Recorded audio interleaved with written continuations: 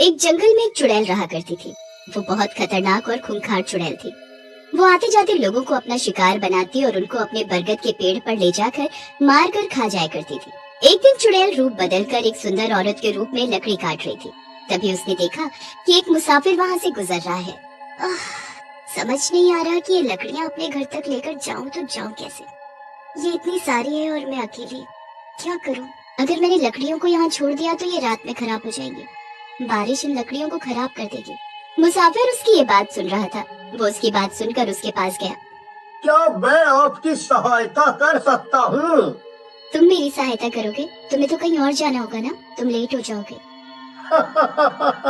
किसी की सहायता करने से मैं इतना लेट नहीं हो जाऊंगा। चलो, मैं ये लकड़ियाँ पहुँचाने में तुम्हारी मदद कर देता हूँ। सुंदर औरत उस मुसाफिर को लेकर अपने बरगद के पेड़ पर बने घर में चली जाती है। आप थोड़ी देर बैठो, मैं आपके लिए चाय बना देती हूँ। बाहर मौसम खराब है, थोड़ी चाय पी लोगे तो अच्छा लगेगा। एक सुंदर औरत अपने असली खूंखार रूप में आ जाती है और गुस्से से लाल होकर कहती है, अब नहीं जा सकता तू। अब तू कहीं नहीं जा सकता। आज मैं तुझे अपना भोजन बनाऊंगी। उसके बाद वो चुड़ैल उसको मारकर खा जाती है। अगली सुबह वो बंजारन का रूप धारण कर एक बार फिर जंगल में घूम रही होती है और एक मुसाफिर को आता देख वो पैर में कांटा चुभने का नाटक करती है। हाय, मेरे पैर में तो कांटा चुभ गया। अब मैं घर कैसे जाऊंगी? हाय राम, कितना दर्द हो रहा है। यहाँ तो कोई है भी नहीं जो मेरी सहायता कर सके। चीख पुकार की आवाज सुनकर मुसाफिर का ध्यान उस बंजारन की तरफ जाता है। कितना खून निकल रहा है। ये कांटा कहाँ से मेरे पैरों में चुभ गया? हाय राम, कोई तो मेरी सहायता करो। क्या हुआ आपको? आप रो क्यों रही हैं? मेरे पैरों में कांटा चुभ गया है जिसकी वजह से मैं चल नहीं पा रही हूँ और शाम ढलने वाली है। अगर मैं घर नहीं पहुँची तो यहाँ के जानवर मुझे खा जाएंगे। चलिए, मैं आपको आपके घर पहुँचा देता हूँ। आप किसी अनजान की मदद क्यों करना चाहते हैं? एक इंसान होने के नाते हमारा ये फर्ज बनता है कि हम एक दूसरे इंसान की जरूरत में उसकी सहायता करें। चलिए, मैं आपको आपके घर छोड़ देता हूँ, इससे पहले अंधेरा हो जाए। मुसाफिर के कंधे के सहारे चुड़ैल बंजारन रूप में अपने बरगद के पेड़ पर बने घर में चली जाती है। अब रात बहुत हो गई है, आप यहीं रुको ना, मैं आपको खाना देती हूँ, उसके बाद आप चले जाइएगा।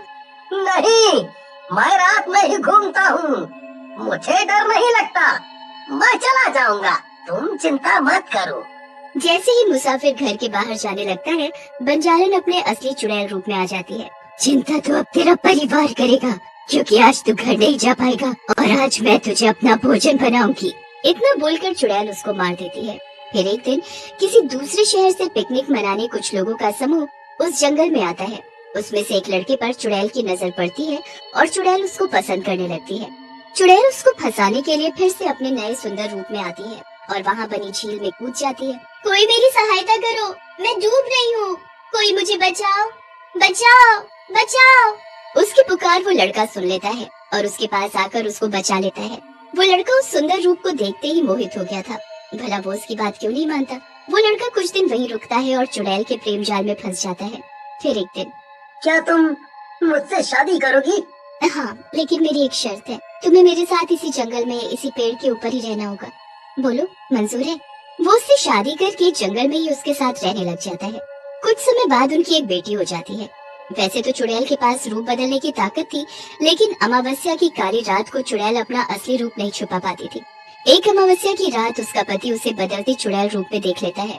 वो बहुत डर जाता है और उसे वहीं अकेला छोड़कर भाग जाता है। जब इसका पता चुड़ैल को चलता है तो वो दुखी होने के साथ साथ बहुत गुस्से में आ जाती है।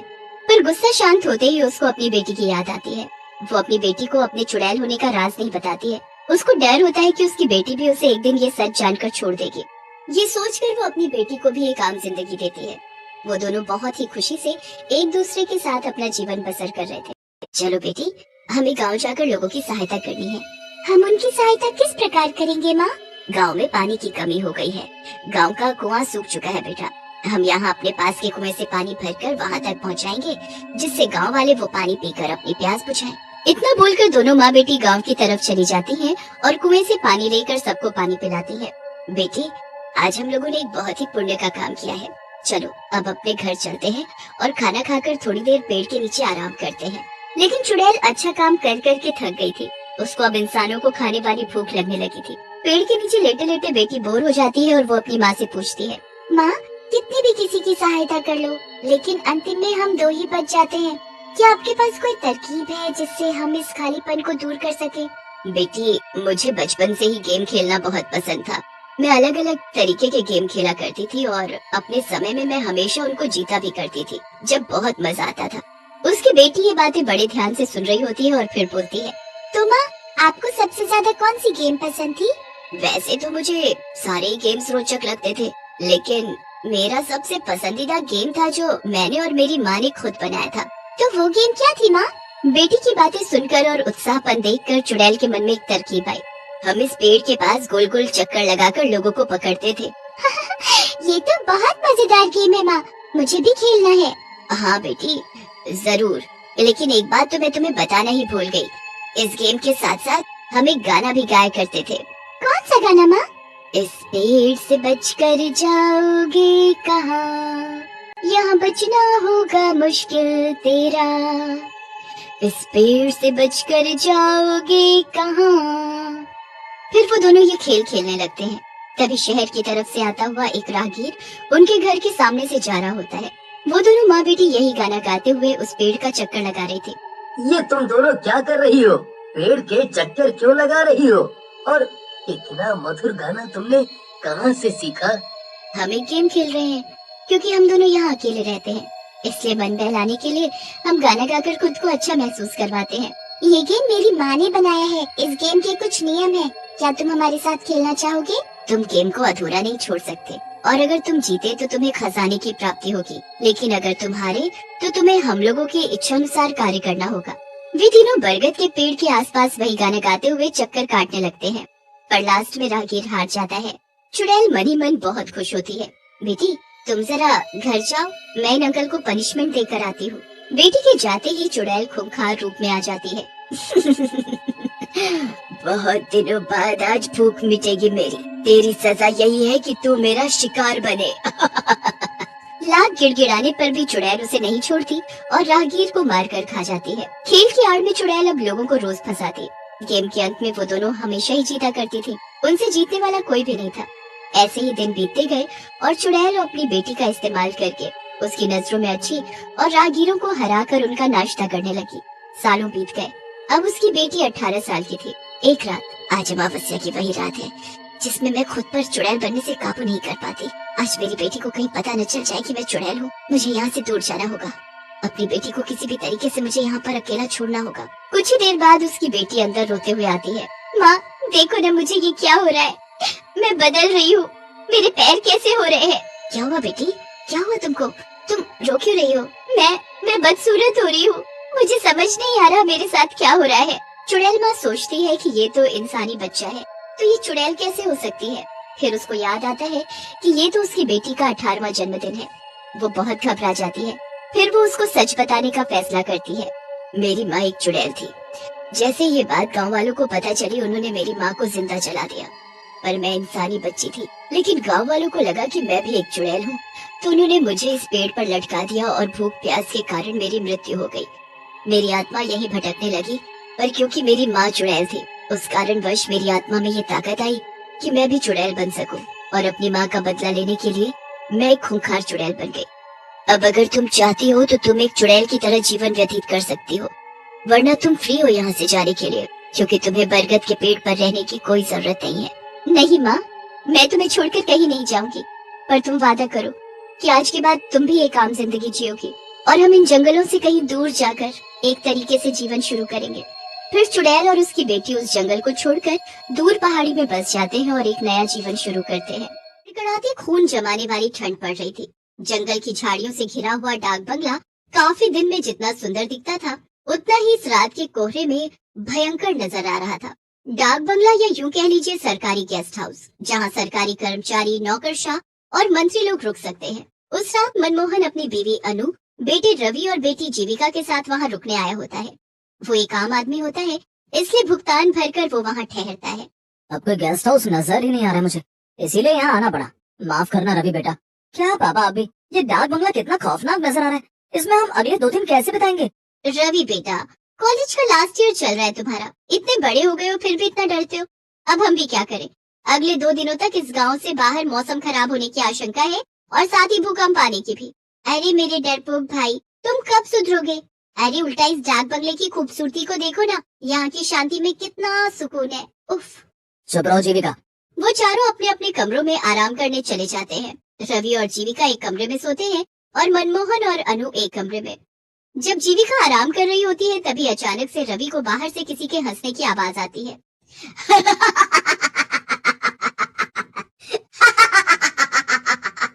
मेरे पास आओ, आओ, आओ मेरे पास, आओ। ये किसकी आवाज है? कौन है? रवि के पसीने छूटने लगते हैं और वो बालकनी में जाता है। तभी उसे वहाँ कोई नीचे नहीं दिखता है और ना ही दूर दूर तक जंगल में कोई नजर आता है। यहाँ तो दूर दूर तक कोई नजर नहीं आ रहा है, फिर ये आवाज किसकी थी? जीविका, तुम पागल हो क्या? ऐसे कोई करता है क्या? मैं कितना डर गया एक पल के लिए। सॉरी, मैं तुम्हें बस इतना कहना चाहती हूँ कि तुम अपने मन में से इस डर को भगा दो। ये जगह दिखने में जितनी हॉन्टेड है उतनी असल में है नहीं यार। थोड़ी देर बाद वो चारों खाना खाने नीचे आते हैं। तभी एक बूढ़ी काकी उन्हें खाना परोसती है। मैं झूठ क्यों बोलूंगा, मैं सच कह रहा हूँ, ये डाक बंगला सही नहीं है। मैंने अपने कानों से उस औरत की आवाज सुनी है। चुप करो यार भाई, मैं भी वही थी, तुम भी वही थे, तो उस औरत की आवाज सिर्फ तुम्हें क्यों सुनाई दी? मेरे कानों में क्या हड़ताल हो गई थी? हाँ? शट अप जीविका। हाँ बेटा, इतना मत घबराओ। लेकिन पापा। रवि बेटा, जैसा तुम सोचोगे वैसा ही तुम्हें महसूस होगा। तुम बार बार उसी बारे में सोचोगे तो तुम्हें वही सब नजर आएगा, वही महसूस होगा बेटा। चुपचाप खाना खाइए वरना ठंड में जल्दी ठंडा हो जाएगा। वैसे भी डाक बंगले की दीवारों को शांति पसंद है ना नहीं? जी काकी। सभी खाना खाकर सो जाते हैं लेकिन रवि को रात को नींद ही नहीं आती। वो हर वक्त बस उस आवाज के बारे में ही सोचता है। तभी उसे कमरे का दरवाजा अपने आप धीरे धीरे खुलते हुए दिखाई देता है। ये क्या? ये दरवाजा अचानक से कैसे खुल रहा है? ये सब क्या हो रहा है? दरवाजा अपने आप खुल जाता है और रवि बिस्तर से उठकर हिम्मत जुटाते हुए दरवाजे के पास जाता है। तभी वो एक काले साई को फौरन सीढ़ियों से नीचे की तरफ भागते हुए देखता है। ये देख रवि की सांसें तेज और कलेजा कांपने लगता है। कौन था वहाँ? कौन था? और ये क्या? ये पेपर, इस पे तो खून की स्याही से लिखा है, मैं तुम सबकी जान ले लूंगी क्या? तभी रवि बहुत ज्यादा डर जाता है और वो तुरंत मनमोहन, अनु और जीविका को उठाकर उन्हें सब कुछ दिखाता है और साथ ही वो पेपर भी दिखाता है। मेरा यकीन कीजिए माँ पापा, मैं झूठ क्यों बोलूं भला? मैंने सच में किसी काले साए को सीढ़ियों से नीचे की तरफ भागते हुए देखा है। और ये पेपर, इस पर खून की स्याही से लिखा है, देखो आप। उस पेपर से वो सब लिखा हुआ मिट चुका था। ये देख रवि के होश उड़ जाते हैं। ऐसा कैसे हो सकता है? रवि एक काम करो, तुम और जीविका हमारे कमरे में सो जाओ, चारों एक साथ सोएंगे तो किसी को डर नहीं लगेगा। लेकिन पापा मैं डर नहीं रहा, मैं बस मेरी और आपकी सबकी भलाई के लिए कह रहा हूँ। यहाँ से चलिए, आप सब भूत प्रेत में विश्वास नहीं करते होंगे लेकिन मुझे है। रवि भाई तुम कुछ ज्यादा ही सोच रहे हो। बस रवि चलो सोने अब और कुछ नहीं सुनना है हमें। पहले ही तुम्हारे पापा और मैं बहुत थक चुके हैं। कोई रवि की बात समझने की कोशिश ही नहीं करता और सब एक ही कमरे में सो जाते हैं। जैसे तैसे रात गुजर जाती है। अगले दिन रवि उस बूढ़ी काकी से पूछता है, काकी, यहाँ इस डाक बंगले में केवल मैं और मेरा परिवार ही रुका हुआ है, यहाँ और कोई नहीं रुकता क्या? लोग यहाँ रुकने आते हैं लेकिन अभी समय नहीं है, हटो यहाँ से, मुझे बाहर जाना है। रवि दिन में उस बंगले को अच्छे से देख लेता है। मनमोहन, अनु और जीविका बाहर बैठकर बातें कर रहे होते हैं। अरे रवि भाई आओ हमारे साथ बैठ जाओ, वरना फिर कोई भूत आकर आपको परेशान कर लेगा। बस जीविका, कितना परेशान करोगी तुम उसे चिढ़ा चिढ़ा कर। ओके बाबा सॉरी। रवि कुछ दूर टहलने जाता है और तभी उसे एक लड़की दिखाई देती है जो सुनसान सड़क पर फूल बेच रही होती है। साहब फूल ले लो ना साहब, गुलाब, चंपा, चमेली, मोगरा, जासमीन, सारे फूल है मेरे पास। नहीं, मुझे नहीं चाहिए कोई फूल। अच्छा ठीक है, लेकिन मेरी बोनी हो जाए इसलिए एक फूल तो ले लीजिए प्लीज साहब। रवि उस फूल को खरीदकर अपनी माँ अनु को बालों में लगाने के लिए दे देता है। बाद में जब अनु बाथरूम में मुंह धोने जाती है तभी वहाँ की लाइट अचानक से बंद चालू होने लगती है। अरे इन लाइट्स को क्या हो गया अचानक से? और जब अनु आईने में देखती है तभी उसके पीछे एक औरत खड़ी होती है जिसकी शक्ल काफी ज्यादा खौफनाक होती है। अनु की चीख सुनकर सभी उसके कमरे में भागे चले आते हैं और उसे वहाँ पर बेहोश पाते हैं। माँ आंखें खोलो ना माँ। थोड़ी देर बाद जब अनु को होश आता है तभी वो उन तीनों को सारी घटना बताती है। अनु की जुबानी ये सारी बातें सुनकर उन तीनों के पैरों तले जमीन खिसक जाती है। माँ ये सब सच है? हाँ जीविका बेटी, रवि बिल्कुल सच कह रहा था। देखो मैंने कहा था ना, आप तीनों से इस डाक बंगले में जरूर कुछ तो गड़बड़ है। मनमोहन जी, मुझे कुछ नहीं पता। हम कहीं और रुक लेंगे, चाहिए तो जंगल में रुक लेंगे, लेकिन इस भूतिया डाक बंगले में बिल्कुल नहीं। हाँ पापा, अगर माँ और रवि ने यहाँ कुछ ऐसा महसूस किया है तो हमें यहाँ नहीं रुकना चाहिए। हाँ हाँ अनु ठीक है, अपना अपना सामान ले लो, हम सब अभी इसी वक्त यहाँ से निकलते हैं। चारों अपना सामान पैक करके वहाँ से निकलने लगते हैं, लेकिन तभी वहाँ डाक बंगले के मुख्य दरवाजे पर वो बूढ़ी काकी खड़ी हो जाती है। काकी हमें जाने दीजिए, हमें अब यहाँ नहीं रहना है। नहीं कहा ना, एक बार जब कोई इस डाक बंगले में आ जाता है तो वो फिर से वापस नहीं जा पाता। नहीं, आप हमें यहाँ जबरदस्ती रुकने के लिए नहीं कह सकती काकी, हमें जाने दीजिए प्लीज। मतलब ये कि तुम सब अब हमेशा हमेशा के लिए यहीं पर रहोगे, इंसान बनकर नहीं बल्कि भूत बनकर। उतने में अचानक से वो बूढ़ी काकी अपने भूतिया रूप में बदल जाती है और वहाँ आसपास सभी भूत इकट्ठे हो जाते हैं। ये सब देखकर चारों की रूह कांप उठती है और रोंगटे खड़े हो जाते हैं। नहीं, बचाओ! वो चारों भागने की कोशिश करते हैं, लेकिन उनके पैर नहीं हिल पाते हैं और वो जमीन से चिपक कर रह जाते हैं। नहीं, हमने यहाँ रुककर बहुत बड़ी गलती कर दी, हमें यहाँ रुकना ही नहीं चाहिए था। बचाओ! ये हमारे पैरों को क्या हो गया, ये हिल क्यों नहीं रहे? हमें बख्श दो, हमें जाने दो यहाँ से, जाने दो, हमें जाने दो। नहीं, कहा था ना मैंने। अब तुम सबका अंत है, तुम सब भी हम भूतों की बिरादरी में शामिल हो जाओगे आज। ये तो वही फूल वाली लड़की है। यही तो इस डाक बंगले का नियम है, एक बार जो यहाँ पर आया वो वापस जिंदा नहीं लौट पाता, उससे तो मरना ही पड़ता है। ये सब मैंने शुरू किया था, क्योंकि कई सालों पहले इसी डाक बंगले में काम करते करते गैस ने मेरी जान ली थी, क्योंकि मैंने उसे सोने की तस्करी करते हुए पकड़ लिया था और मैं उसका जुर्म पुलिस को बताऊं, इस डर के कारण उसने मुझे मार दिया, क्योंकि सभी इंसान ऐसे ही होते हैं, मतलबी और बुरे। सारे भूत अब उन चारों के पास आने लगते हैं और चारों काफी ज्यादा घबरा जाते हैं, लेकिन तभी हम यहाँ से भाग तो नहीं सकते, लेकिन अपने मुंह से भगवान को याद तो कर सकते हैं। माँ, पापा, जीविका, हनुमान जी ही अब हमें बचा सकते हैं। वो चारों एक साथ हनुमान चालीसा बोलना शुरू कर देते हैं। जय हनुमान ज्ञान गुण सागर, जय कपीसति हूँ लोक उजागर, रामदूत अतुलित बलधामा, अंजनी पुत्र पवन सुत नामा। बंद करो, बंद करो। हनुमान चालीसा सुनकर सभी भूतों के कानों से खून निकलने लगता है और सभी एक के बाद एक खत्म होने लगते हैं, जिसके बाद चारों उनकी कैद से आजाद हो जाते हैं और वहाँ से निकल जाते हैं। उस बात है जब मनोज अपनी बेटी प्रीति के साथ हंसी खुशी रह रहा था। प्रीति की माँ का देहांत कुछ सालों पहले हो गया था। मनोज की अपनी किराने की दुकान थी और उसी से उनके घर का खर्चा चल रहा था। एक दिन मनोज की दुकान पर एक औरत सामान लेने आती है। उसका नाम मीना होता है। जी, मुझे कुछ सामान लेना था। हाँ बोलिए ना, क्या चाहिए? जी, ये रही मेरी लिस्ट, आप ये सब दे दीजिए। मनोज सब सामान पैक करके उस औरत को दे देता है और औरत पैसे देकर चली जाती है। अब वो औरत रोज कुछ न कुछ सामान लेने मनोज की दुकान पर आती रहती है। कुछ दिन बीत जाते हैं पर मीना दुकान पर नहीं आती। मनोज को बड़ी चिंता होने लगती है। वो तो रोज उसके इंतजार में रहता था कि कब मीना उसकी दुकान पर आए। अब उसे समझ नहीं आ रहा होता कि वो कैसे पता करे कि आखिर मीना दुकान पर क्यों नहीं आ रही। फिर एक दिन अचानक मीना की बेटी पायल दुकान पर आती है। मम्मी ने ये लिस्ट दी है, आप ये सामान हमारे घर पहुंचा दोगे? हाँ, मैं पहुंचा दूंगा, पर तुम्हारी मम्मी दुकान पर क्यों नहीं आई? और काफी दिन से नहीं आई, सब ठीक तो है ना? वो मेरे पापा की एक्सीडेंट में मौत हो गई, इस वजह से बस वो घर में बैठी रोती रहती हैं। मनोज शाम को मीना के घर राशन का सामान लेकर पहुंच जाता है और वहाँ मीना उदास एक कोने में बैठी रो रही होती है। मनोज मीना को ऐसे देखकर बड़ा दुखी होता है। वो मीना के पास जाकर उससे पूछता है, जी, मुझे पता चला आपके पति के बारे में, बड़ा ही दुख हुआ सुनकर। देखिए, आपको कोई भी जरूरत हो तो आप मुझे बता सकती हैं, मैं आपकी मदद करूंगा। आपका बहुत बहुत शुक्रिया, पर कब तक कोई हमारी मदद करेगा? हम माँ बेटी पता नहीं कैसे अकेले घर चलाएंगे, हमारा क्या होगा? नहीं नहीं, आप ऐसा ना सोचें, मैं हूँ ना, मैं आपको राशन भिजवा दिया करूँगा। आप पैसों की जरा भी चिंता मत करना। बस फिर उस दिन से रोज मनोज मीना के घर खुद राशन लेकर पहुंच जाया करता था। एक दिन मनोज के मन में मीना से शादी करने का ख्याल आता है और वो उसे ये बात बोल भी देता है। मीना शादी के लिए मान जाती है और फिर दोनों शादी कर लेते हैं। उसके बाद मनोज मीना और प्रीति को अपने घर ले आता है। ये देख प्रीति हैरान रह जाती है। ये सब क्या है बाबूजी? ये कौन है? बेटी, ये तुम्हारी नई माँ है और ये तुम्हारी बहन पायल। ये क्या बोल रहे हो आप ऐसा कैसे कर सकते हो? आपने ऐसा क्यों किया? मैंने कभी नहीं बोला कि मेरे लिए आप माँ लेकर आ जाओ। आपने अपने बारे में सोचा और मेरे नहीं।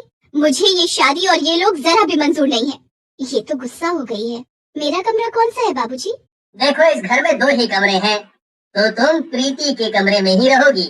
पर वो तो अभी इतने गुस्से में है, वो मुझे कुछ बोले ना। पायल प्रीति के कमरे में जाती है और प्रीति उसे देखकर चिल्लाने लगती है। तुम यहाँ क्या करने आई हो? अभी मैंने जो बोला सुनाई नहीं दिया था क्या? देखो, अब ये मेरा भी घर है, मैं आपसे यहीं रहूंगी। मुझे बाबूजी ने बोला है कि ये मेरा भी कमरा है और मैं इसी में सोऊंगी। बाबूजी?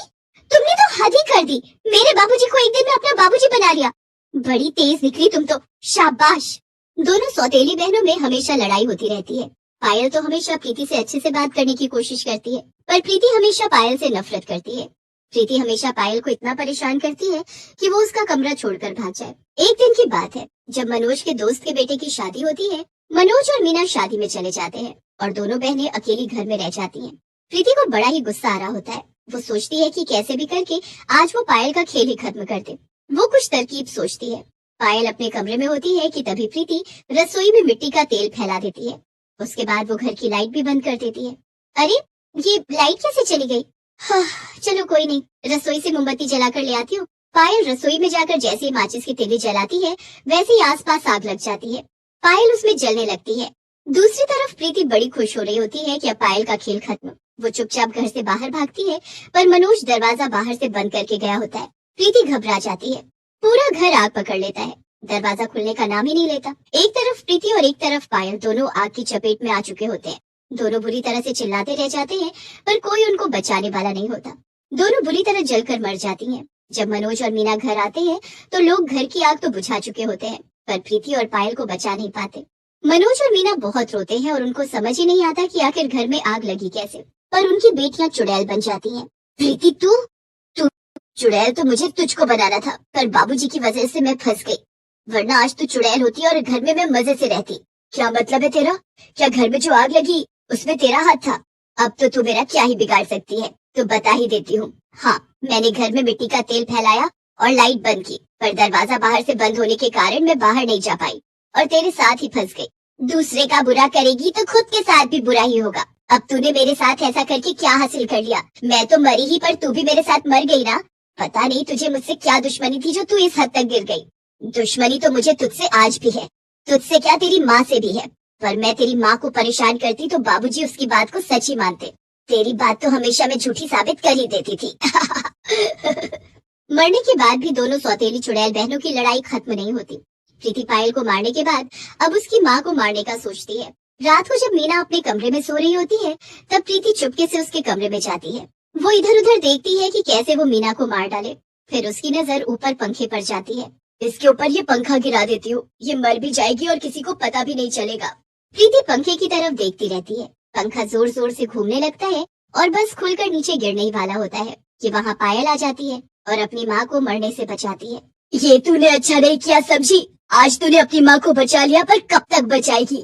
प्रीति वहाँ से गुस्से में निकल जाती है। उसके बाद पायल भी चली जाती है। वो दोनों किसी को दिखाई नहीं देती, पर वो वैसे हमेशा घर में घूमती रहती है। मीना गुनगुने पानी से बाल्टी भर लेती है और फिर देखती है कि वो टॉवेल लाना ही भूल गई है। वो बाहर जाकर टॉवेल लेकर आती है, पर इतने में प्रीति उसकी बाल्टी का पानी बदल देती है। गुनगुने पानी की जगह वो बाल्टी में बिल्कुल गर्म खौलता पानी भर देती है। अब आएगा मजा। अब जैसे ये पानी अपने ऊपर डालेगी, इसकी सारी खाल निकल जाएगी। बड़ी खूबसूरत समझती है ना अपने आप को, अब चलेगा पता। प्रीति को बाथरूम से बाहर आते हुए पायल देख लेती है। उसे समझ आ जाता है कि प्रीति कुछ न कुछ गड़बड़ करके आई है, पर क्या उसे ये समझ नहीं आ रहा होता। वो जल्दी से बाथरूम में जाती है, पर वहाँ सब ठीक लग रहा होता है। पायल भी बाथरूम से वापस आ जाती है। उसके बाद मीना टॉवेल लेकर नहाने जाने लगती है कि तभी पायल को ध्यान आता है कि अंदर पानी की बाल्टी तो उसने चेक ही नहीं की। वो जल्दी से भागती है और देखती है कि पानी एकदम खौलता हुआ है। वो जल्दी से पानी की बाल्टी लुढ़का देती है। अरे, ये बाल्टी का पानी कैसे लुढ़क गया? अजीब बात है, अभी तो ठीक से रखी थी। मीना दूसरा पानी भरकर नहा लेती है।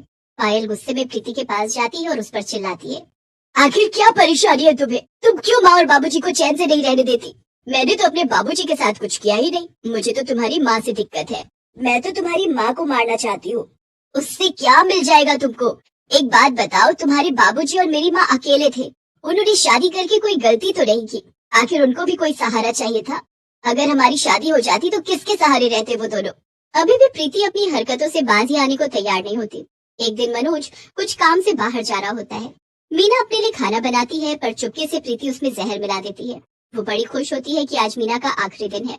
मीना खाना लेकर टेबल पर खाने बैठती है। एक पहला टुकड़ा तोड़कर मुंह में डालने वाली होती है कि तभी दरवाजे की घंटी बजती है। सामने मनोज बड़ी बुरी हालत में खड़ा होता है। उसके सर पर पट्टी होती है। अरे, ये आपको क्या हुआ? ये इतनी चोट कैसे लगी आपको? बस रास्ते में एक ट्रक सामने से आ गया, मैं बड़ी बुरी तरह साइड में जाकर गिरा। वो तो शुक्र है इस भले आदमी का जिसने मुझे हॉस्पिटल पहुंचाया और मेरी जान बच गई। प्रीति अपने बाबूजी की ऐसी हालत देख घबरा जाती है। मीना मनोज को आराम से टेबल पर बिठाती है। सब एक साथ बैठ जाते हैं। तुमने खाना नहीं खाया? अगर आप लोग बुरा ना माने तो क्या मैं ये खाना खा सकता हूँ? मुझे बड़ी भूख लग रही है, सुबह से भूखा हूँ। अरे, इसमें तो जहर है, ये आदमी खाते ही मर जाएगा। वो आदमी मजे से खाना खाने लगता है, पर उसे कुछ भी नहीं होता। ये देख प्रीति बड़ी हैरान हो जाती है। प्रीति उस आदमी के पीछे पीछे जाती है तो देखती है कि वो आदमी दरअसल पायल है। प्रीति को अपने ऊपर बड़ी शर्मिंदगी होती है कि उसने जिस पायल की माँ को मारने की कोशिश की, उसी ने उसके बाबूजी को बचाया। वो तुरंत पायल को आवाज देती है और उससे अपने किए की माफी मांगती है। उसके बाद दोनों सौतेली चुड़ैल बहनें हमेशा के लिए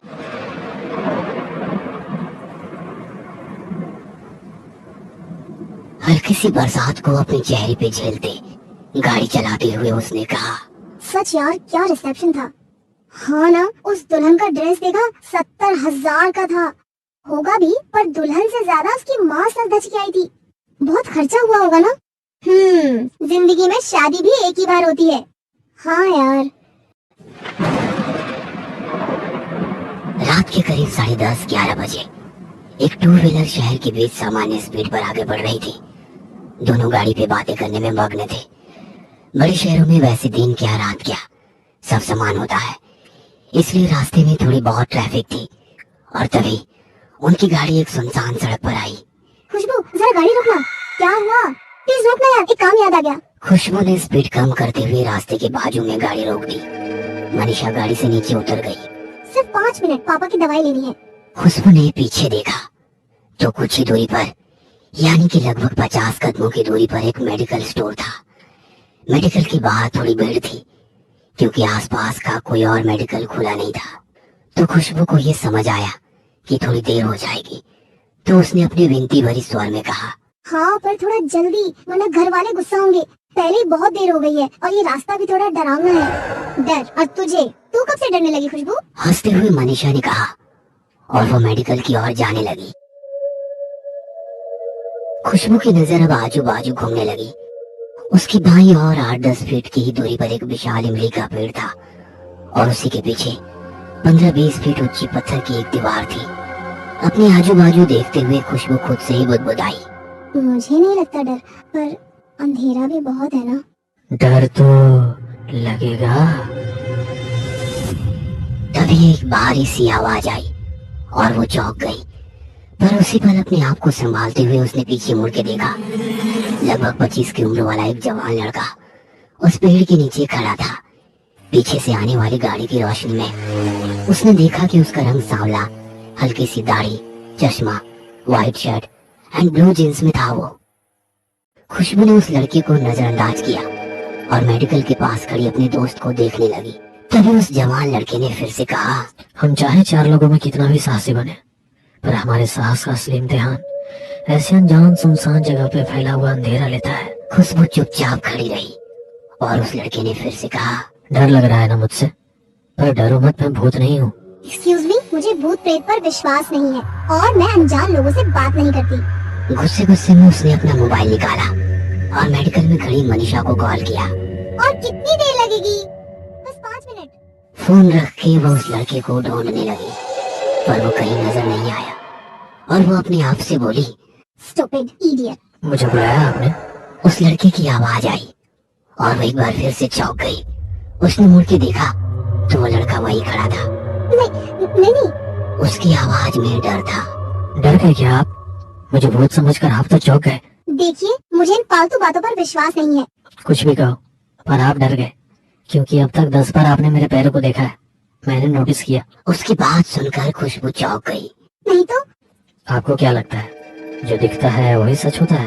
वो थोड़ी कश्मकश में फंस गई। मन में अजीब अजीब ख्याल आने लगे। अगर मैं मेडिकल के पास मनीषा के पास जाती हूँ तो इससे लगेगा मैं डर गई और यहीं खड़ी रहूंगी तो इसकी फालतू बकवास सुननी पड़ेगी। मैडम जी, मैं फालतू की बकवास नहीं कर रहा हूँ। ये सुनते ही खुशबू सुनने सी हो गई। अब उसे खुद की धड़कन सुनाई देने लगी। डर नहीं पर बेचैनी सी होने लगी उसे। उसने फिर से उसके पैरों की ओर देखा। मैडम जी, जैसा दिखता है वैसा होता नहीं। अगर मेरे पैर उल्टे होते तो आप मुझे भूल समझ लेती, पर उस मेडिकल स्टोर के बाहर खड़ी अपनी दोस्त को देखा। तभी खुशबू ने उस मेडिकल की ओर देखा। उसकी दोस्त अभी भी वहीं खड़ी थी। आगे कुछ लोग भी थे, उनमें 2 महिलाएं भी थी। फिर खुशबू उस लड़के की ओर देखकर बोली, हाँ देखा। क्यों? तभी उस लड़के ने गंभीर स्वर में कहा, आपकी दोस्त उस बंद मेडिकल के बाहर अकेली खड़ी है, पागल की तरह। ये दिख रहा है आपको? उसकी उन बातों से खुशबू के पैरों तले जमीन सरक सी गई और उसने झटके से मुड़ के देखा तो मेडिकल खुली थी और उसकी दोस्त अभी भी लाइन में खड़ी थी। खुशबू को बहुत गुस्सा आया। अरे मैं होश में तो हूँ ना, या थोड़ी पी रखी है? वो मेडिकल स्टोर आपको बंद दिख रहा है? तभी वो लड़का शांति से कहने लगा, मैं तो होश में हूँ, पर आपकी नजर आपको धोखा दे रही है। ठीक से देखो। उसकी भारी आवाज खुशबू के कानों में गूंज रही थी। उसे कुछ भी समझ नहीं आ रहा था। उसके चेहरे के डर को देखते हुए उसने फिर से कहा, क्या हुआ? पीछे मुड़ने का साहस नहीं हो रहा ना? तुम्हारी फालतू की बातें बंद करो। इसी को डर कहते हैं। वैसा तो कुछ भी नहीं, मुझे डर नहीं लगता। और प्लीज अपनी ये बकवास अभी बंद करो। Please leave me. हम कितना इनकार करें, मन के एक छोटे से कोने में डर छुपा होता है और हर शहर में एक तो ऐसी जगह होती है। वहाँ से गुजरते हुए हमारे मन में डर सा लगता है। अक्सर 4 लोगों में मुझे डर नहीं लगता कहने वाले ऐसी जगह डर जाते हैं। ऐसा है क्या? और वो कौन सी जगह है? कोई ऐसी इमारत जो कई सालों से निर्मनुष्य हो, या शहर के बाहर कोई शमशान भूमि, सरकारी अस्पताल की पीछे वाली दीवार या अस्पताल का पोस्टमार्टम रूम, जहाँ मरे हुए शरीर की चीर फाड़ होती है। ऐसी जगह पल भर के लिए इंसान को बेचैन कर देती है। होगा शायद, पर यहाँ तो ऐसा कुछ नहीं दिखाई दे रहा है ना? अपनी भौहें ऊंची करते हुए उसने कहा। क्या? उसकी प्रशात्मक नजर को देखते हुए उस लड़के की नजर इमली के पेड़ के पीछे पत्थर की उस दीवार पर आकर रुकी। अपनी शांत और गंभीर आवाज में उसने कहा, ये सरकारी अस्पताल की पीछे वाली दीवार है और इस दीवार के बराबर पीछे एक रूम है, पोस्टमार्टम रूम, जहाँ भी किसी शरीर की चीर फाड़। अपने कान को बंद करते हुए उसने अपनी आंखें बंद कर ली और उस लड़के को बीच में ही रोक दिया। फिर उसने मोबाइल निकाला और अपने कानों में लगाया। ना चाहते हुए भी उसने तिरछी नजर से उस दीवार की ओर देखा, जिसे देखकर उसका मन और भी बेचैन सा होने लगा। यहाँ से तो जाना ही बेहतर है। खुशबू बुदबुदाई। मनीषा को दवाई मिली होगी या नहीं ये देखने वो पीछे मेडिकल स्टोर की तरफ मुड़ी और उसकी धड़कन थम सी गई। डर की एक लहर मानो उसकी पूरे शरीर में उठ गई। वो मेडिकल बंद थी। मनीषा अकेली उस स्टोर के बाहर खड़ी थी और खुशबू को घूर रही थी। उसका पूरा गला सूख गया था, मानो जैसे पल थम सा गया हो। कुछ पल वो उसे ही देख रही थी और पलक झपकते ही सब पुराने जैसा देखने लगा। मेडिकल स्टोर खुला था और मनीषा उस स्टोर वाले के साथ कुछ बातें कर रही थी। खुशबू ने गर्दन घुमाई और उस लड़के को देखने लगी तो वो कहीं नजर ही नहीं आया। अभी भी उसका दिल जोर जोर से धड़क रहा था। इमली के पेड़ के पीछे वाली दीवार पर आकर रुकी हुई उसकी नजर उसे डर का एहसास दे रही थी। और अचानक कुत्ते की भौंकने से वो एक बार और चौंक गई। उसने कुत्तों की आवाज की ओर देखा। हड्डियों का ढांचा, हल्के भूरे रंग के बाल और पीछे की टांग से लंगड़ाते हुए वो कुत्ता जोर जोर से भौंक रहा था। खुशबू ने अपनी बेचैनी भरी नजरों से उस कुत्ते की ओर देखा और वो कुत्ता अपनी पूरी शक्ति लगाकर उस इमली के पेड़ की ओर देखकर भौंक रहा था। उसे देखकर उस कुत्ते के साथ आसपास के सारे कुत्ते भी भौंकने लगे। ये सब नजारा देख वो और डर गई और अपने आप से बुदबुदाने लगी। अब इस कुत्ते की पूंछ पर किसने पैर रख दिया? और वो पागल लड़का कहाँ गया? अभी तो यही था, फालतू का डर दिखा के चला गया। मुझे बुलाया आपने? उसकी आवाज सुनते ही उसने आवाज की ओर देखा। वो उसके बाजू में खड़ा था। उसने शांति भरी आवाज में कहा, डर गए ना? खुशबू पर टिकी हुई नजर उसने कुत्तों की ओर घुमाई और कहा, देखिए, कुत्ते ऐसे बिना वजह तभी भौंकते हैं जब उन्हें आसपास कोई बुरी शक्ति होने का एहसास हो। उसकी बात सुनते ही खुशबू ने कुत्तों की ओर देखा। वो अभी भी उस इमली की पेड़ को देखते हुए भौंक रहे थे। मतलब मैं कुछ समझी नहीं। मतलब भूत, पिशाच, चुड़ैल, डायन जैसी शक्तियों को हम आम इंसान देख नहीं सकते। उस शक्ति को ये प्राणी महसूस कर सकते हैं, और जब भी कुत्ते रोते हैं तभी शक्ति किसी को अपने साथ लेने आई होती है। यानी तुम कहना क्या चाहते हो कि यहाँ भूत है? होगा भी। इस पेड़ पर या आपके बाजू में, या शायद आपकी गाड़ी के पीछे वाली सीट पे बैठा होगा। कहीं भी हो सकता है। पर किस लिए? उस शक्ति को कोई शिकार पसंद आए तो उस शिकार को अपने साथ ले जाने का पूरी तरह प्रयास करते हैं। शायद आप उस शक्ति को पसंद हो। खुशबू को बहुत गुस्सा आता है। What nonsense! कौन हो आप? और मैं सुन रही हूँ तो आप मुझे कुछ भी बोले जा रहे हो। और प्लीज आप ना मुझसे बात ही मत करो। खुशबू की बातों से ये पता चल रहा था कि वो पूरी तरह डरी हुई थी। अपना डर छुपाने के लिए उसने अपना फोन निकाला और मनीषा को फोन लगाने लगी। चल यार, स्टूपिड। सॉरी यार, ये दवाई दूसरी कोई भी जगह नहीं मिलती। तभी खुशबू ने गाड़ी स्टार्ट की और कहा, तुझे नहीं, उस लड़के को कहा जो इतनी देर से बकबक करके मुझे बोर कर रहा था। कुछ भी, कब से देख रही हूँ तुझे। तू तो अकेली खड़ी थी, कोई भी नहीं था तेरे आसपास। अरे उस इमली के पेड़ के नीचे खड़ा था, शायद तेरा ध्यान नहीं था। पर ऐसा कहते हैं कि इमली के पेड़ के नीचे बुरी शक्तियों का वास होता है। मतलब के भूत। मनीषा की बात सुनते ही वो शांत हो गई और तभी पीछे से कुत्तों की रोने की आवाज आने लगी। उसके मन में अजीब सी बेचैनी होने लगी। बिना कुछ कहे वो सोचने लगी, मैं इतनी देर से किससे बात कर रही थी और कौन था वो? यह सब सोचते ही उसके मन में एक डर सा बन गया। उसका दिमाग सुन्न पड़ गया।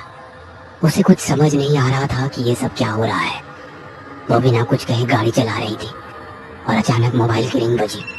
गाड़ी रास्ते की साइड में लगाते हुए वो बोली, पापा का ही फोन होगा, डांट पड़ने वाली है अब। कहते हुए उसने फोन उठाया। सामने वाले की आवाज सुन के उसका दिमाग सुन्न पड़ गया। बिना कुछ कहे वो सिर्फ सुन रही थी। डर के मारे उसका पूरा बदन सुन्न पड़ गया और वो बेहोश हो गई।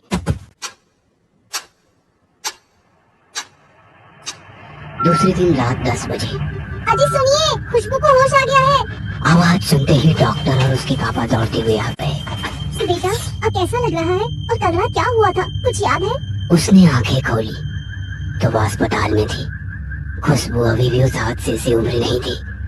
उसका सिर भारी हो गया था, पूरा बदन बुखार से तप रहा था। वो बिना कुछ कहे बेड पर पड़ी रही। मनीषा और खुशबू के घर वाले उसकी और चिंता से देख रहे थे और मनीषा सबको बताने लगी। रिसेप्शन से लौटते वक्त पापा की दवाई लेने के लिए हम उस मेडिकल के पास रुके। भीड़ होने के कारण थोड़ी देर हो गई। और मनीषा की बात सुनते ही खुशबू को रात को घटी पूरी घटना आंखों के सामने आ गई। मनीषा ने दवाई ली और गाड़ी पर घर की ओर निकले। आते समय एक कॉल आया।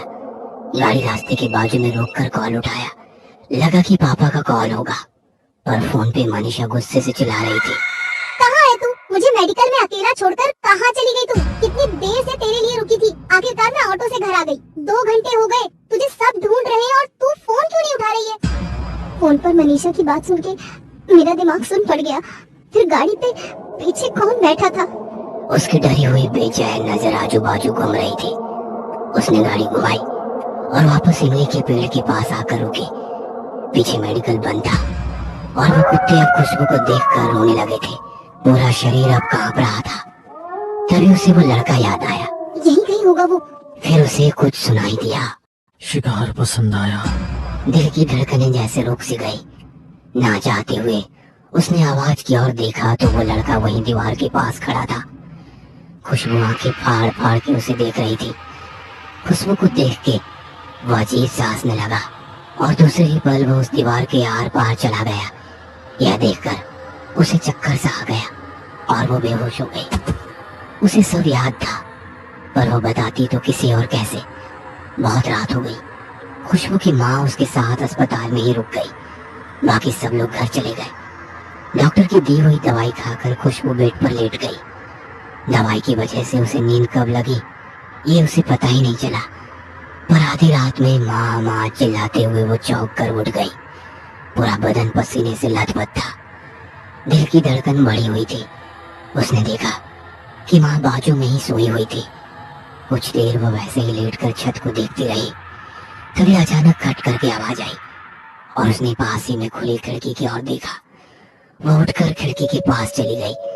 हल्की सी बरसात को देखते हुए उसकी नजर एक इमली के पेड़ के पास आकर रुक गई और उसका मन बेचैन हो गया। उसे मनीषा की कही हुई बात याद आ गई। ऐसा कहते हैं कि इमली के पेड़ के नीचे बुरी शक्तियों का वास होता है। और वो अपने विचारों में खो गई। सचमुच वो लड़का एक आत्मा होगा। और दूसरे ही पल उस पेड़ के नीचे वो लड़का खड़ा दिखा। वो उसे घूर रहा था। अब डर के मारे उसका पूरा बदन कांपने लगा और वो झट से बाजू में आ गई। ये मेरा भ्रम है कि सच? उसे फिर से देखने की हिम्मत ही नहीं हो रही थी, पर उसने हिम्मत की और झांक कर देखा तो वह लड़का वहाँ नहीं था। बाप रे, वो सचमुच वहाँ पे था या मुझे कोई भ्रम हुआ? उसकी धड़कनें तेज हो गई थी, गला सूख गया था। तभी उसकी नजर टेबल पर पड़े अखबार पर गई। एक युवक की एक्सीडेंट में मौत। पेपर हाथ में लेकर उसने गौर से देखा तो वह उसी की फोटो थी। उसकी धड़कन रुक सी गई और वो सुन्न सी हो गई। यानी कि वो एक आत्मा था उस दीवार के पीछे। उसी का पोस्टमार्टम चल रहा था। उसे वो याद आया और पीछे से आवाज आई, शिकार पसंद आया। उस भारी आवाज को सुनते ही खुशबू की आंखें सफेद पड़ गई। तभी उसके सीने में जोर से दर्द होने लगा और उसे ऐसा लगने लगा कि उसके शरीर की सारी शक्ति किसी ने छीन ली हो। फिर आवाज से उसकी माँ की आंख खुल गई। उसने देखा कि खुशबू जमीन पर पड़ी हुई थी। अरे बेटा, क्या हुआ तुम्हें? माँ की आवाज सुनते ही नर्स वहाँ पर आ गई। डॉक्टर को बुलाओ कोई। नर्स दौड़ते हुए डॉक्टर को बुलाने गई। खुशबू ने हल्की सी गर्दन घुमाते हुए खिड़की की ओर देखा। उसकी नजर खिड़की पे आकर रुक गई। उसे कुत्तों की रोने की आवाज आ रही थी। उसे उसकी कही हुई बात याद आई। जब सारे कुत्ते एक साथ रोते हैं तभी वो शक्ति किसी को अपने साथ ले जाने आई होती है, अपने शिकार को। तभी डॉक्टर आ जाते हैं। माँ कहती है, देखिए ना डॉक्टर, मेरी बेटी को क्या हुआ है? अब बाहर रुकिए, मैं देखता हूँ। नर्स सबको बाहर निकाल के दरवाजा बंद करती है। वार्ड बॉय खुशबू को उठाकर बेड पर रखते हैं। डॉक्टर उसकी जांच करना शुरू करते हैं। ऑक्सीजन लगाते हैं। बहुत सारी मशीनें चालू कर देते हैं। धीरे धीरे उसका शरीर ठंड पड़ता जा रहा था। आजू बाजू की सारी हलचल अब धुंधली हो रही थी। कुछ भी सुनाई नहीं दे रहा था। तभी बाजू की खुली खिड़की से एक ठंडी हवा का झोंका आया और उसके वो शब्द सुने, चलो निकलते हैं अब।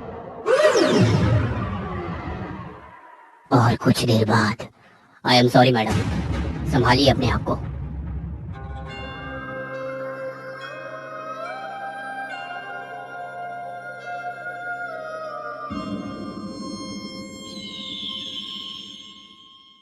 नेहा का अपने पति से झगड़ा इतना ज्यादा बढ़ जाता है कि वो अपने दोनों बच्चों को लेकर अपने मायके आ जाती है। अरे दीदी, आप यहाँ अचानक? सब ठीक तो है ना? आपने खबर भी नहीं दी पहले से। हाँ क्यों, तुम्हें कोई प्रॉब्लम है? अभी मेरे मम्मी पापा जिंदा हैं यहाँ। अरे नहीं दीदी, आप गलत समझ रहे हो। मुझे क्या दिक्कत होगी? कहकर नेहा अपने कमरे में चली जाती है। अरे बच्चों, जल्दी जल्दी यहाँ आओ, देखो मेरे पास क्या है तुम दोनों के लिए। फिर वो बच्चों को टॉफी देती है। बच्चे बाहर खेलने चले जाते हैं। नेहा की बात सुनकर सरिता वैसे ही चिड़ी हुई थी। ऊपर से नेहा आवाज लगाती है, अरे चाय वाय मिलेगी मुझे इस घर में या मुझे खुद ही बनाकर पीनी पड़ेगी? यहाँ क्या लोग कम थे जो ये आकर मेरी छाती पर बैठ गए मुंह करने? मैडम को चाय भी कमरे में चाहिए। चिड़चिड़ाती हुई सरिता किचन में जाती है और नेहा और बाकी सबके लिए भी चाय बना देती है। सबके लिए एक साथ ही चाय ले चलती हूँ, वरना जहाँ 2 सेकंड लेट होंगी फिर कोई आवाज लगाएगा। सरिता चाय दे दो। जैसे सरिता बहू नहीं, काम वाली बाई हो। टंडनाती हुई सरिता सबको चाय नाश्ता कराती है और सास से कहती है, माँ जी अब मैं थोड़ी देर सोने जा रही हूँ, प्लीज मुझे कोई डिस्टर्ब नहीं करना, और आपकी लाडली बेटी को कुछ चाहिए हो तो आप खुद ही करके दे देना प्लीज। तभी नेहा के बच्चे वहाँ आकर नानी नानी करने लगते हैं। नानी नानी, मम्मी टीवी देख रही है और मामी सो रही है, आप ही नहला दो हमें। हाँ हाँ मेरे बच्चों, क्यों नहीं, नानी है ना, चलो मेरे साथ। नानी दोनों बच्चों को बाथरूम में नहलाने ले जाती है।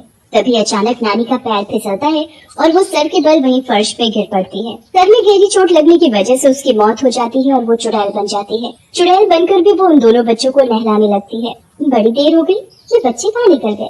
टुट्टू, फ्रूटी, कहाँ हो दोनों? पता नहीं ये नालायक बच्चे कहाँ निकल गए, बिल्कुल अपने बाप पर गए हैं। ढूंढते ढूंढते वो बाथरूम में घुस जाती है और अपनी माँ की लाश खून में लथपथ देखकर उसकी बुरी तरह चीख निकल जाती है। अरे ये माँ को क्या हो गया? कोई है, मेरी मदद करो। चीखने चिल्लाने की आवाज सुनकर सरिता की नींद खुल जाती है। ओहो, अब क्या आफत आ पड़ी इस माँ की लाडली को। ससुराल छोड़कर मायके में आकर पड़ी हुई है, एक तो ऊपर से मेरी नींद हराम कर रखी है। सरिता झंझनाती हुई आवाज की तरफ जाती है। सास की लाश देखकर कहती है, ओहो, इस बुढ़िया को भी अभी मरना था। ये काम का बोझ मेरे ऊपर डालकर खुद चैन की मौत मर गई। ये सारी बातें नानी जोयल सुन रही होती है। अच्छा, तो ये विचार है पद्मिनी के मेरे बारे में। छत पर फ्रूटी और टुटू पकड़म पकड़ाई खेल रहे थे। भागते भागते फ्रूटी बालकनी की तरफ बढ़ जाती है और छत से गिरने वाली होती है। ये देखकर टुटू भागते भागते जाता है और नेहा को बुलाता है। मम्मी, वो फ्रूटी, फ्रूटी छत, मम्मी, फ्रूटी छत। नेहा पूरी बात सुने बिना ही टुटू को जोर का चाटा लगाती है। तुम दोनों को पूरा दिन कोई काम नहीं सिवाय खेलने के। फ्रूटी ने ये कर दिया, टुटू ने वो कर दिया, सारा दिन यही सब। इससे पहले कि फ्रूटी गिरती कि तभी नानी चुड़ैल वहाँ आ जाती है और उसे बचा लेती है। हद है इन दोनों की। दो औरतें घर में होकर 2 बच्चों का ध्यान नहीं रख पा रही। कैसी औरत है ये। फिर रात को, मामी मामी मुझे बिस्कुट चाहिए, ऊपर डब्बे से दो ना। क्यों री, तेरे बाप का घर है या तेरी माँ यहाँ कमा कर रख गई है बिस्कुट? चल भाग यहाँ से। सरिता फ्रूटी को किचन से भगा देती है। ये सब नेहा देख लेती है, पर हालात को सुलझाने की जगह वो गुस्से में फ्रूटी को ही बुरी तरह पीटने लगती है। कितनी बार तुझे मना किया है ना कि अब तेरी नानी नहीं रही, ये घर मामी का है, अब फिर तू क्यों मांगने गई वहाँ? भूख लगी है, भूख। नेहा गुस्से में फ्रूटी को एक अंधेरे कमरे में बंद कर देती है और चली जाती है। आज जब तक तू अकल नहीं सीखेगी कुछ नहीं मिलेगा तुझे। चुड़ैल नानी ये सब देखकर बहुत दुखी होती है। हे भगवान, ये सब क्या देख रही हूँ मैं। अच्छा हुआ मैं मर गई, वरना ये सब देखकर दोबारा मर जाती। इतने छोटे छोटे बच्चे हैं और ये जालिम औरतें आपसी गुस्सा बच्चों पर निकाल रही हैं। एक माँ होते हुए भी अपनी लड़की की भूख की परवाह नहीं, और मामी को अपने गुस्से के आगे कुछ दिख ही नहीं रहा। फिर चुड़ैल नानी सबके खाना खाने के बाद किचन में फ्रूटी का मनपसंद आलू पराठा बनाती है और उसके लिए कमरे में लेकर जाती है। फ्रूटी इतनी मासूम थी कि उसे पता ही नहीं था कि जिस नानी के हाथ से वो पराठा खा रही है वो असल में मर चुकी है। रात को सोने से पहले नेहा फ्रूटी के कमरे का गेट खोलती है। पूरा दिन भूखा रह के तेरी अकल ठिकाने आ गई होगी अब। भूखी कहाँ, नानी ने खाना खिलाया ना, वो आपकी तरह नहीं है। अच्छा, तो तेरा मतलब है नानी स्वर्ग से तुझे खाना खिलाने आई थी। और हंसने लगती है। नेहा रसोई में जाती है कि वहाँ सरिता आकर उसका रास्ता रोक लेती है। किचन में नो एंट्री। ये क्या मजाक है? रास्ता छोड़ मेरा, चल साइड हो, भूल मत ये घर मेरा है। तेरा है? तेरा था, अब बहू होने के नाते ये घर मेरा है। तेरा घर ससुराल है जिसे छोड़कर यहाँ पलंग तोड़ रही है पड़े पड़े। और उन दोनों में लड़ाई होने लगती है। चुड़ैल नानी ये सब देखकर अपना सर पकड़ लेती है। लगता है इन दोनों को सबक सिखाना ही पड़ेगा, नहीं तो इन दोनों की आग की चक्की में बेचारे मेरे बच्चे घुन की तरह पिसेंगे। चुड़ैल नानी गैस से गरम गरम कंचुली लाकर सरिता और नेहा के हाथ पर छुआ देती है। मेरा हाथ किसने किया ये? ओ करमजनी, कहीं ये काम तेरा तो नहीं है? मुंह संभाल कर बात कर। तूने खुद मेरा रास्ता रोक रखा है और कह रही है मैंने जलाया है। अरे बेवकूफ, अगर मुझे जलाना होगा तो पूरी कढ़ाई खौलते तेल की तेरे पर पलट दूंगी। बढ़िया आई। फिर वो दोनों बहस से थककर अपने अपने कमरे में जाकर जली हुई जगह पर ऑइंटमेंट लगाती है और सो जाती है। बेचारे बच्चे टीवी देखते देखते वही फर्श पर ही सो जाते थे। चुड़ैल नानी को बच्चों की हालत देखकर तरस आने लगता है। चुड़ैल नानी उसी वक्त नेहा के कमरे में जाती है। वाह, बस अपने मेकअप और नींद के अलावा कुछ नहीं देखना चाहती। गुस्से में नानी नेहा को जोरदार चाटा लगाती है कि नेहा भड़भड़ाते हुए यहाँ वहाँ देखती है। मुझे किसने मारा? कौन है यहाँ? बोलो, किसने मारा मुझे? नेहा यहाँ वहाँ देखती है पर उसे वहाँ कोई नहीं दिखता। वहाँ पर एक कागज का टुकड़ा मिलता है जिस पर लिखा होता है, टूटी फूटी को फर्श से उठाकर बेड के ऊपर सुला। नेहा को थप्पड़ की गूंज अभी तक याद थी, इसलिए वो जल्दी से दोनों को उठाकर बिस्तर पर सुला देती है और खुद भी सो जाती है। सुबह जब नेहा सरिता को देखती है तो कहती है, तेरी हिम्मत कैसे हुई मेरे कमरे में आकर मुझे थप्पड़ मारने की? दिमाग खोलकर बात कर मुझसे, मेरे पास इतना टाइम नहीं है कि तेरे ही इर्द गिर्द घूमती रहूं। और वहाँ से सरिता चली जाती है। बेटा, अब तो देख मैं तेरे साथ क्या करती हूँ। फिर सरिता नेहा और उसके बच्चों के लिए खीर बनाकर ले जाती है।